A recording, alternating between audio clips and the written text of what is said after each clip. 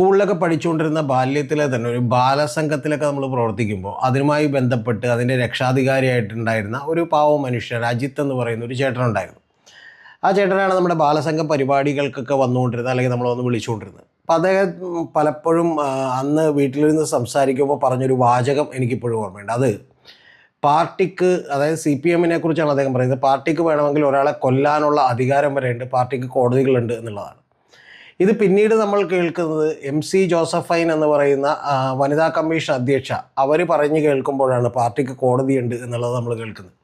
പിന്നീട് ഇദ്ദേഹത്തെ ഞാൻ കാണുന്നത് നമ്മളെ എറണാകുളത്തുള്ള ചോയ്സ് എന്ന് പറയുന്നൊരു വലിയ ഫ്ലാറ്റ് സമുച്ചയം, അതൊരു പക്ഷേ എനിക്ക് തോന്നുന്നത് എറണാകുളത്ത് തന്നെ ഏറ്റവും ആദ്യത്തെ ഫ്ലാറ്റ് സമുച്ചയമായിരിക്കും ആ ചോയ്സ് എന്ന് പറയുന്ന പരമ്പള്ളികളിലുള്ള ബിൽഡിംഗ്. ആ ബിൽഡിംഗ് പണിതുകൊണ്ടിരിക്കുമ്പോൾ അവിടെ ഒരു കോൺക്രീറ്റ് ഒക്കെ കൂട്ടുന്ന ഒരു തൊഴിലാളിയായിട്ടാണ് പിന്നീട് അദ്ദേഹത്തെ ഞാൻ വർഷങ്ങൾക്ക് ശേഷം കണ്ടിട്ടുള്ളത്. പക്ഷേ അദ്ദേഹം അന്നേരം പാർട്ടിയിൽ നിന്നൊക്കെ വിട്ടിരുന്നു. ഞാനിത് പറയാൻ കാരണം CPM എപ്പോഴും അവരുടെ അണികൾക്ക് കൊടുത്തേക്കുന്ന ഒരു കാര്യം, പാർട്ടിക്ക് കൊല്ലാൻ വരെ അധികാരമുണ്ടെന്നും അല്ലെങ്കിൽ അത്തരത്തിൽ കൊല്ലുന്നതൊന്നും വലിയ കുഴപ്പമില്ലാത്ത കാര്യമാണ് എന്ന് പറയുന്ന ഒരു ഐഡിയ ചെറുപ്പത്തിലെ തന്നെ ആളുകളുടെ തലയിലേക്ക് വെച്ചിട്ടുണ്ട്. അതുകൊണ്ട് തന്നെ ഇവരുടെ അണികൾക്ക് പലപ്പോഴും ഈ ഹിംസ നടത്തുന്ന ആളുകളോട്, കൊട്ടേഷൻ സംഘങ്ങളോടൊക്കെ വലിയ ആരാധനകളുണ്ട്.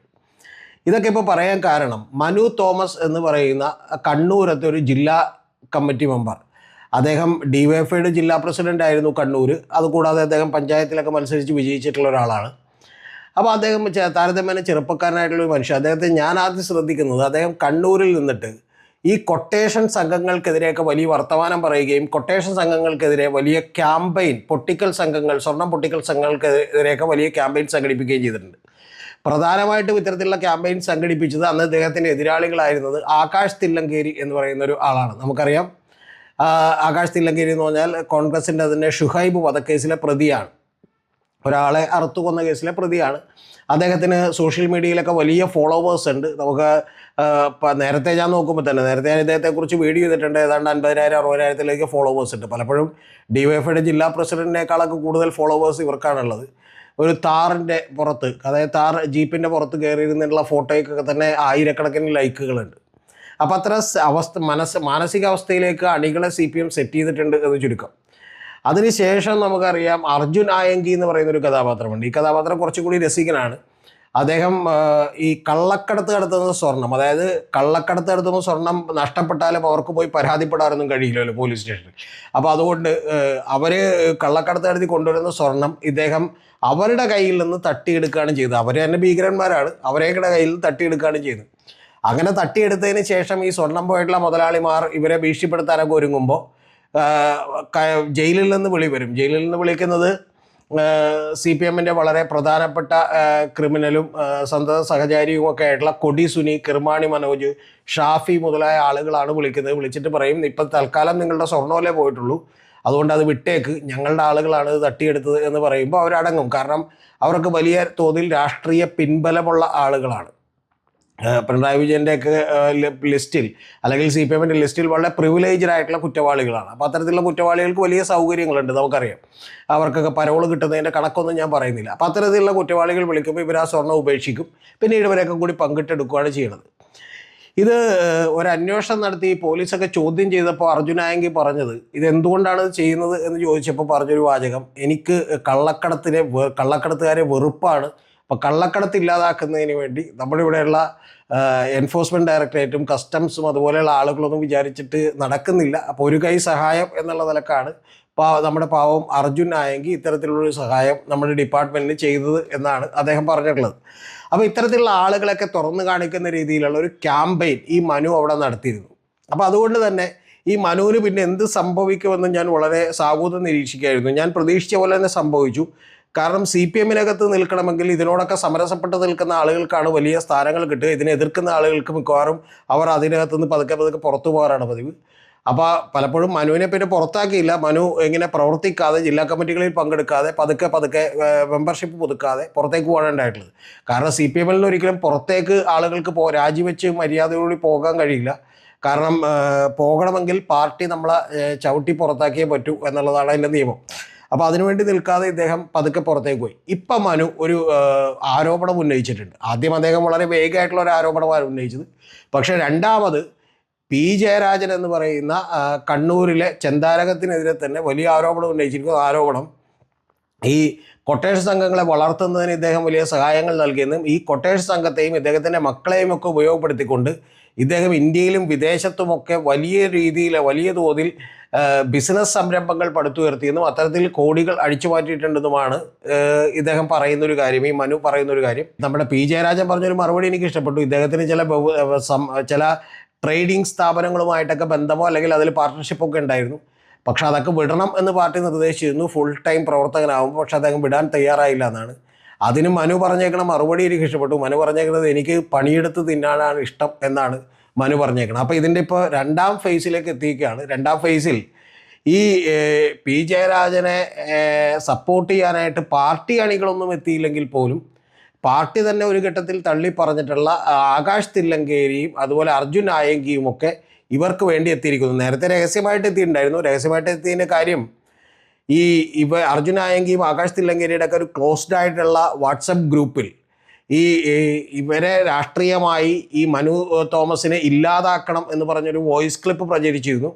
ആ വോയിസ് ക്ലിപ്പ് അടക്കമാണ് മനു തോമസ് പാർട്ടി സംസ്ഥാന കമ്മിറ്റിക്കും സംസ്ഥാന സെക്രട്ടറിക്കും ഒക്കെ പരാതി കൊടുത്തത്. പക്ഷേ അവരാ പരാതി ഒന്നും മൈൻഡ് ചെയ്തില്ല എന്ന് മാത്രമല്ല, ഈ പരാതിയിൽ ഇവരുമായി ബന്ധമുണ്ട് എന്ന് പറഞ്ഞിരുന്ന ഷാജിർ എന്ന് പറയുന്ന ഡിവൈഎഫ്ഐയുടെ ഒരു കേന്ദ്ര കമ്മിറ്റി മെമ്പറുണ്ട്, സെക്രട്ടേറിയറ്റ് മെമ്പറുണ്ട്. അദ്ദേഹത്തെ ഇവർ ഒരു സ്ഥാനം കൂടി കൊടുത്തു. കാരണം അപ്പോഴാണ് ഇവർ അറിയുന്നത് ഇത്തരത്തിലുള്ള ബന്ധങ്ങളൊക്കെ ഷാജിറിന് എന്തെങ്കിലും ഷാജിർ മിടുക്കനാണെന്ന് മനസ്സിലായതുകൊണ്ട് ഉടനെ തന്നെ ചിന്താ ജെറോമിന് പകരം, അതുവരെ അവർ ചിന്താ ജെറോമിനേക്കാൾ വിവരമില്ലാത്ത ഒരാളെ എങ്ങനെ ഇതിലേക്ക് നിയമിക്കുമെന്ന് ആലോചിച്ച് ആകെ കഷ്ടപ്പെട്ടിരിക്കുകയായിരുന്നു നമ്മുടെ യുവജനക്ഷേമ കമ്മീഷൻ അധ്യക്ഷയായിട്ട്. അപ്പോൾ യുവജനങ്ങളെ പുഷ്ടിപ്പെടുത്താൻ തീർച്ചയായിട്ടും ആകാശ് തില്ലങ്കേരിയും അർജുൻ ആയങ്കിയൊക്കെ പുഷ്ടിപ്പെടുത്തുന്ന ഷാജിർ മതിയാകും എന്ന് പാർട്ടിക്ക് മനസ്സിലായിട്ട് ഷാജിറിന് ഉടനെ തന്നെ യുവജനക്ഷേമ കമ്മീഷൻ അധ്യക്ഷനായിട്ട് കൊടുക്കുകയാണ് ചെയ്തിട്ടുള്ളത്.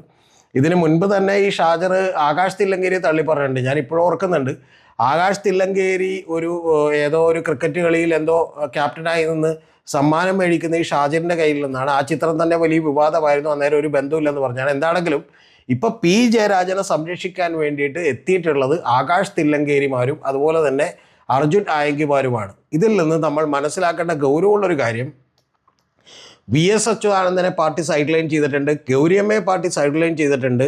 ഏറ്റവും ഒടുവിൽ കേരളം മുഴുവൻ അറിയപ്പെടാത്ത എറണാകുളത്ത് മരടിലുള്ള TK ഷൺമാധുരൻ എന്ന് പറയുന്ന ഒരാളെ സൈഡ് ലൈൻ ചെയ്തിട്ടുണ്ട്, അല്ലെങ്കിൽ പാർട്ടിയിൽ നിന്ന് പതുക്കെ പുറത്തായിട്ടുണ്ട്. ഇങ്ങനെ നല്ല ആളുകൾ അല്ലെങ്കിൽ കുറച്ചുകൂടി ഇതിനൊന്നും കൂട്ടുവെക്കാത്ത ആളുകൾ പാർട്ടിയിൽ നിന്ന് പുറത്തു പോവുകയും കൊടിസുനിയെ പോലെയും ഈ അർജുൻ ആയങ്കിയെ പോലെയും അതുപോലെ ആകാശ് തില്ലങ്കേരിയെ പോലെയുള്ള ആളുകളെ ചേർത്ത് പിടിക്കുകയും ചെയ്യുന്നൊരു പാർട്ടിയായി CPM വന്നിരിക്കുന്നു എന്നുള്ളതാണ് ഏറ്റവും പ്രധാനപ്പെട്ട കാര്യം. ഇത് ചില ആളുകൾ പറയുന്നത് ഇത് കണ്ണൂർ മാത്രമുള്ള പ്രതിഭാസമാണ്. കണ്ണൂർ മാത്രമല്ല, ഇത് കേരളം മൊത്തത്തിലുള്ള പ്രതിഭാസമാണ്. പക്ഷേ കേരളം മൊത്തത്തിൽ മറ്റ് സ്ഥലങ്ങളിലെല്ലാം ഇതിന് വലിയ പ്രശ്നമുണ്ടാകാത്തതിൻ്റെ കാരണം പാർട്ടിയുടെയും ഇതുപോലെയുള്ള പാർട്ടിയുടെ നേതൃത്വത്തിലുള്ള ഗുണ്ടകളുടെയൊക്കെ ഭീഷണിക്ക് ആളുകൾ വഴങ്ങിക്കൊടുക്കുന്നതുകൊണ്ടാണ്. ഇപ്പോൾ എറണാകുളം ജില്ലയിൽ തന്നെ സക്കീർ ഹുസൈൻ ഒരു വ്യവസായിയെ തട്ടിക്കൊണ്ടുപോയി എന്ന് പറയുന്ന കേസ് നമുക്കറിയാം. അപ്പോൾ ഇത്തരത്തിലുള്ള നിരവധി കാര്യങ്ങൾ നമ്മുടെ നാട്ടിൽ നടക്കുന്നുണ്ട്. അതുകൊണ്ടാണ് കേരളത്തിൽ ഒരു കച്ചവടക്കാരനും ഒരു ബിസിനസ്സുകാരനും ഇവർക്കെതിരെ ഒന്നും അഭിപ്രായം പറയാത്തത്. കാരണം രാഷ്ട്രീയ പിൻബലമുള്ള ഗുണ്ടകളെ കൃത്യമായും ഇത് തീറ്റിപ്പോറ്റുന്നതിൽ CPMന് വലിയ പങ്കുണ്ട്. അത് കെട്ടിട നിർമ്മാണ തൊഴിലാളി യൂണിയനിലൂടെയും CITUയിലൂടെയൊക്കെ തീറ്റിപ്പോറ്റുന്നു. അതിന് ഏറ്റവും വലിയ പ്രയോജനം കൂടിയുണ്ട് ഗുണ്ടകൾക്കും. കാരണം മറ്റൊരു ഗുണ്ടാ സംഘത്തിനും ഇത്തരം വലിയ പ്രൊട്ടക്ഷൻ കൊടുക്കാൻ പറ്റില്ല. ഒന്ന്, പോലീസിൽ നിന്നും കേസുകളിൽ നിന്നും ജയിലിനകത്തൊക്കെ പ്രൊട്ടക്ഷൻ കിട്ടും, സൗകര്യങ്ങൾ കിട്ടുമെന്നുള്ളത് ഒരു കാര്യം. രണ്ടാമത്തെ കാര്യം, എന്തെങ്കിലും നിങ്ങളിപ്പോൾ ജയിലിനകത്ത് കിടന്നാലും, ഇപ്പോൾ ഉദാഹരണത്തിന് നിങ്ങളൊരു CITUയിൽ വർക്ക് ചെയ്യുകയാണ്, അല്ലെങ്കിൽ കെട്ടിട നിർമ്മാണ തൊഴിലാളി യൂണിയനിൽ വർക്ക് ചെയ്യുകയാണ്, നിങ്ങൾ പാർട്ടിക്ക് വേണ്ടിയുള്ള ഒരു കേസിൽ ജയിലിനകത്ത് കിടക്കുകയാണെങ്കിൽ നിങ്ങൾക്ക് മാസാമാസം കൃത്യമായി ആ പൂളിൽ ഒരു വിഹിതം, അതായത് ഇവർക്ക് കിട്ടേണ്ട ഒരു ശമ്പളം കൃത്യമായി കിട്ടും. പലപ്പോഴും നിങ്ങൾ അറിയേണ്ടത്, പുറത്ത് നമ്മൾ കറക്റ്റായി ജോലിക്ക് പോകാൻ കഴിയില്ല. ഇപ്പോൾ CITUയിലൊക്കെ ജോലിക്ക് നിൽക്കുന്ന ആളുകൾ 25 ദിവസം ജോലിക്ക് പോകുന്ന ആളുകൾ വളരെ അപൂർവമാണ്. പക്ഷേ ജയിലിനകത്ത് കിടന്നുണ്ടെങ്കിൽ 25 ദിവസവും ജോലി കിട്ടുന്നതിൻ്റെ ശമ്പളം തന്നെ നിങ്ങൾക്ക് വീട്ടിൽ കിട്ടും. അപ്പോൾ അതുകൊണ്ട് ഇത്തരത്തിലുള്ള പ്രൊട്ടക്ഷൻ കിട്ടുന്ന നല്ല സുന്ദരമായ ഏർപ്പാടാണ് പാർട്ടിക്ക് വേണ്ടി പരിപാടി നടത്തുക എന്നുള്ളത്. അതുകൊണ്ടാണ് ഇപ്പോൾ കൊടിസുനിക്കും അതുപോലെ ഷാഫിക്കും ഒക്കെ ഇത്തരത്തിലുള്ള സൗകര്യങ്ങൾ, അതായത് അവരെ ജയിലിനെ പുറത്തേക്ക് വിടാൻ പോലും ഗവൺമെൻറ് ഇത്ര വലിയ റിസ്ക് എടുത്ത് ശ്രമിക്കുന്നത്. നമുക്കറിയാം, ഷംസീർ എന്ന് പറയുന്ന സ്പീക്കർ, അദ്ദേഹം തഴയപ്പെടുമോ എന്ന് പേടിച്ചപ്പോഴാണ് സത്യത്തിൽ അദ്ദേഹം ഷാഫിയുടെ കല്യാണത്തിന് പോയത്. ഷാഫി എന്ന് പറഞ്ഞാൽ TP ചന്ദ്രശേഖരൻ വധക്കേസിലെ പ്രതിയാണ്. അദ്ദേഹത്തിൻ്റെ കല്യാണത്തിന് പോയി.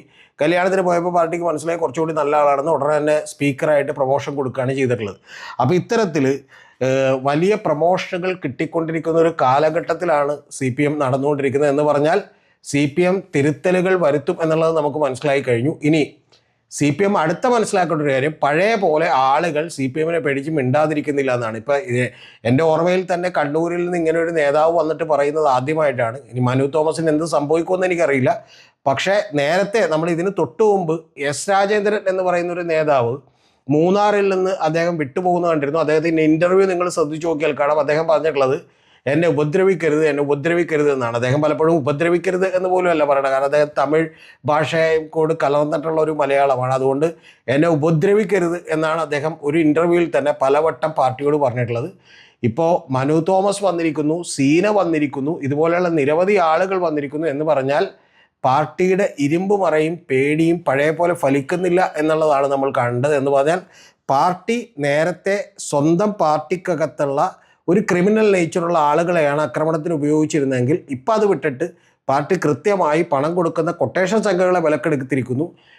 അതും കഴിഞ്ഞിട്ടുള്ള ഘട്ടത്തിൽ പാർട്ടി കൊട്ടേഷൻ സംഘങ്ങളെ ആശ്രയിക്കുക മാത്രമല്ല അവരുടെ മറ്റു പല പ്രവർത്തനങ്ങളിലും പങ്കുപറ്റുന്നവരായി കൂടി മാറുന്നു, പൊട്ടിക്കൽ സംഘത്തിൻ്റെയൊക്കെ പങ്കുപറ്റുന്നവരായി കൂടി മാറുന്നു എന്ന് പറയുന്ന ആരോപണത്തിലാണ് നിൽക്കുന്നത്. ഇനി നമ്മൾ കേരളത്തിലാകെ കാണാനുള്ളൊരു കാര്യം എന്ന് പറഞ്ഞാൽ ഉത്തരേന്ത്യയിലൊക്കെ ഉള്ളതുപോലെ 50 കൊലയും 25 കൊലപാതകവും 4-5 പീഡന കേസുകളിൽ പ്രതിയായിട്ടുള്ള ആളുകൾ നേരിട്ട് രാഷ്ട്രീയത്തിലേക്ക് വരുന്നത് കൂടിയാണ്. അതുകൊണ്ട് ഇനി നാളെ ഇപ്പോൾ CPM, എൻ്റെ പേടി എന്താണെന്ന് വെച്ചിട്ടുണ്ടെങ്കിൽ CPM-ൻ്റെയൊക്കെ ബാനറിൽ ചിലപ്പോൾ ഇത്തരത്തിലുള്ള ആളുകൾ ഇനിയിപ്പോൾ മത്സരിച്ചാലും നമ്മൾക്ക് അത്ഭുതപ്പെടേണ്ടതില്ല. ഇപ്പം തന്നെ CPM-ൻ്റെ ബാനറിൽ സോഷ്യൽ മീഡിയയിലൊക്കെ ഇവർക്ക് വലിയ ഫോളോവേഴ്സ് ഉണ്ട്. അപ്പോൾ അത്തരത്തിൽ ഒരു ഉത്തരേന്ത്യയിലെ പോലെ കേരളം മാറുമോ എന്നുള്ളതാണ്.